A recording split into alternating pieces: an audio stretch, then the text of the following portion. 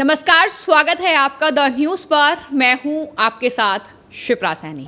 राजधानी दिल्ली में कुछ ही महीनों के बाद विधानसभा का चुनाव होना है, लेकिन इससे पहले बीजेपी की एक बड़ी जीत दिल्ली में हुई है।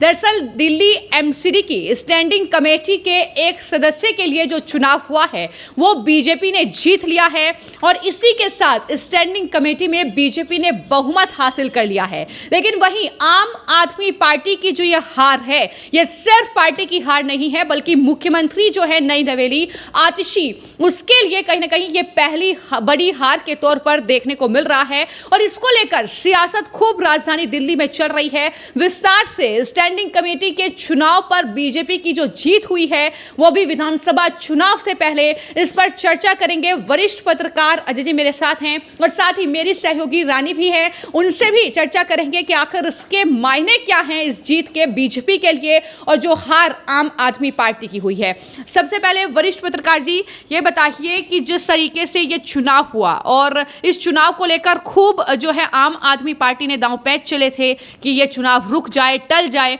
लेकिन उपराज्यपाल ने दखल दिया, चुनाव हुआ तय समय पर और बीजेपी जीत गई। अब इस जीत के मायने क्या हैं, वो भी दिल्ली विधानसभा चुनाव से पहले बीजेपी के लिए? जिस तरह से केजरीवाल की टीम शैली ओबेरॉय अपनी से एक सेनापति होके अपनी सेना को लेके मैदान छोड़ के भाग खड़ी हुई हैं, उससे साफ हो गया है कि इनका किला भी ढह गया, इन्होंने घुटने भी टेक दिए, साथ में आत्मसमर्पण भी कर दिया है। पूरी आत्मसमर्पण की ये स्थिति है।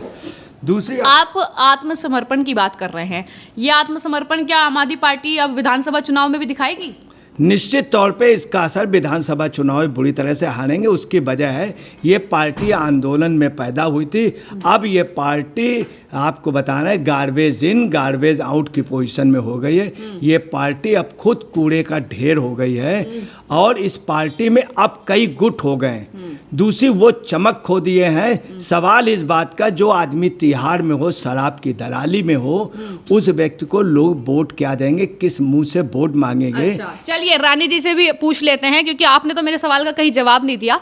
तो रानी जी बताइए कि जो ये चुनाव हुआ है और इसमें जो बीजेपी ने ये एक सदस्य के लिए चुनाव था, जीत लिया है और बहुमत इसके साथ स्टैंडिंग कमेटी में आ गया है।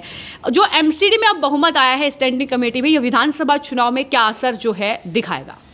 जैसे कि अरविंद केजरीवाल जेल से बाहर आए, उनका ये कहना रहा कि मैं अग्नि परीक्षा दे रहा हूं, क्योंकि अब मैं सीएम की कुर्सी में नहीं हूं, लेकिन मुख्यमंत्री बन गई हैं आतिशी। उसके बाद उन्होंने ये कहा कि मेरा मेन फोकस जो है वो ये रहेगा कि मैं कैसे भी करके एक बार फिर से दिल्ली में चुनाव जीतूंगी, आम आदमी पार्टी चुनाव जीतेगी और दिल्ली में एक बार फिर से मुख्यमंत्री केजरीवाल बनेंगे। लेकिन जिस तरीके से वो नेतृत्व कर रही हैं आम आदमी पार्टी का पूरी दिल्ली में, तो ये नेतृत्व हमने देख लिया एमसीडी की ये चुनाव में, जहां पर पूरी तरीके से करारी शिकस्त आम आदमी पार्टी की हुई है और बीजेपी 10 सदस्यों के साथ जीत चुकी है। और भले ही आम आदमी पार्टी के इस वक्त 8 सदस्य जो है वो है, लेकिन ये बड़ी जीत नहीं कह सकते हम। और यहाँ पर शिकस्त तो मिली है आम आदमी पार्टी को और पहले ही नेतृत्व जो दिया गया था आतिशी को, उसमें वो पूरी तरीके से फेल हो चुकी है।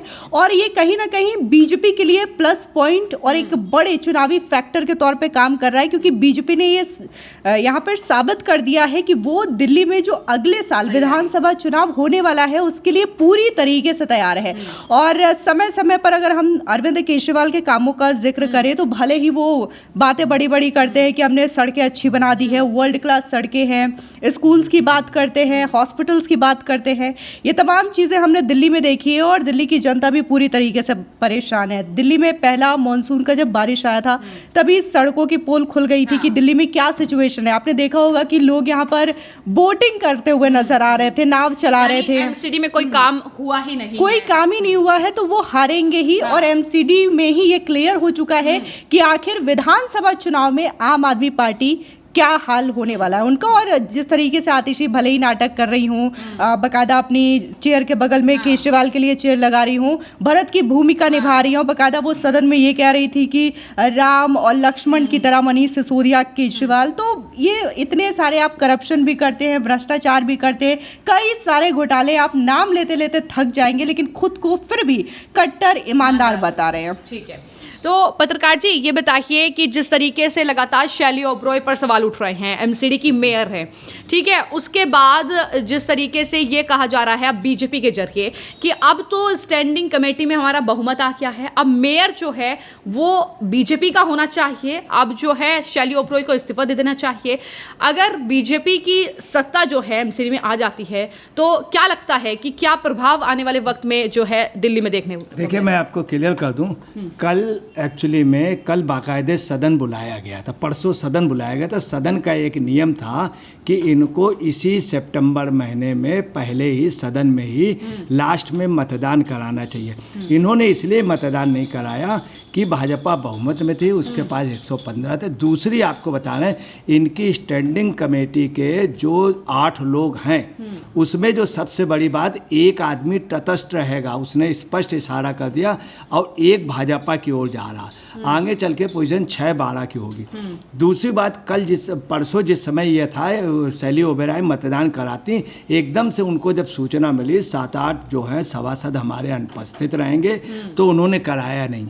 जब उन्होंने कराया नहीं तो ये इनको हर हाल में कराना चाहिए था। जब नहीं कराया तो एलजी ने कहा, देखिए आपको बता दें, 5 अगस्त 2024 को ऑलरेडी सुप्रीम कोर्ट ने इस पर बहुत स्पष्ट आदेश दिया है और इनको इंस्ट्रक्शन दिया है एमसीडी को कि एलजी मेन है, एलजी ये डिसाइड करेंगे, और एलजी का आपको मानना पड़ेगा। उन्होंने ये भी क्या है स्टैंडिंग कमेटी के लिए, और ये जो डिसीजन था ये 17 मई 2023 को ले लिया गया था सुप्रीम कोर्ट में, और सुनाया गया 5 अगस्त 2024 को, इतने दिन बाद सुनाया गया, जिसमें ऑनरेबल जस्टिस चीफ जस्टिस। अच्छा, आप ये कह रहे हैं कि सुप्रीम कोर्ट ऑलरेडी ये कह चुका था कि उपराज्यपाल इसमें दखल दे सकते हैं, जिस पर आम आदमी पार्टी अब सवाल उठा रही है कि उपराज्यपाल ने दखल क्यों दी? ये बीजेपी के इशारे पर काम कर रहे हैं। सुप्रीम कोर्ट ने कहा दखल नहीं, सुप्रीम कोर्ट ने कहा उनका ही आदेश माना जाएगा। अब आपको बताना है किस तरह से इन लोगों ने झूठ बोला है, जो बहुत बड़ी आपको बताया, सरदार राजा इकबाल सिंह इसके लिए सुप्रीम कोर्ट चले गए, और उनका ये कहना है कि सुप्रीम कोर्ट का ये आदेश है, इन्होंने अवहेलना की। ऊपर से शैली ओबेरॉय, आतिशी मार्लेना, केजरीवाल वगैरह क्या कह रहे हैं कि इसको ये मेयर तय करेगा। मतलब कल को ये पोजीशन होगा, चुनाव होगा तो प्रधानमंत्री या मुख्यमंत्री चुनाव कराएंगे, वो वोट गिनेंगे, वो कराएंगे। जबकि जब चुनाव होता है तो प्रधानमंत्री जी आयोग के अंडर में होते हैं। आयोग कहता है प्रधानमंत्री जी इतने बजे के बाद आप नहीं, वो मुख्यमंत्री से कहते हैं, आयोग कराता।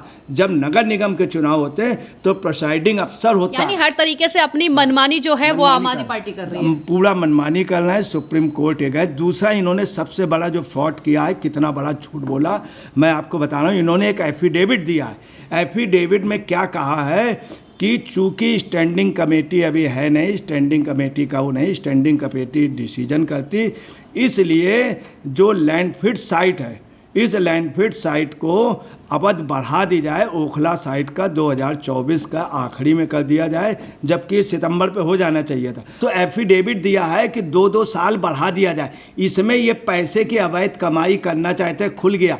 अब आतिशी खुद जा रही सुप्रीम कोर्ट, देखिए मतलब वक्त कितना जाया कर रही, किस बेस से जा रही सुप्रीम कोर्ट का आदेश, तो उससे साफ होता है कि इनकी नीयत खराब थी और इन्होंने ये एफिडेविट दे दिया। अब आपको ये भी बता दें कि जो विधानसभा का जो चुनाव है उस पर इनका असर पड़ेगा। ये सबसे बड़ा एमसीडी में जो इन्होंने झूठ बोला, एफिडेविट बोला, और ये हार गए। और इनकी आपको बताना है यही नहीं कि एमसीडी में हार के अलावा इन्होंने आज ये भी कहा है कि ये भंग हो जाए, चूँकि ये बहुमत खो चुके हैं और ये इनकी आखिरी हार थी। ये युद्ध के मैदान से अपनी सेना लेके भाग गए हैं, और जो चुनाव होगा विधानसभा का, उसमें ये बुरी तरीके से हारेंगे। इनकी सारी चमक ही चली गई।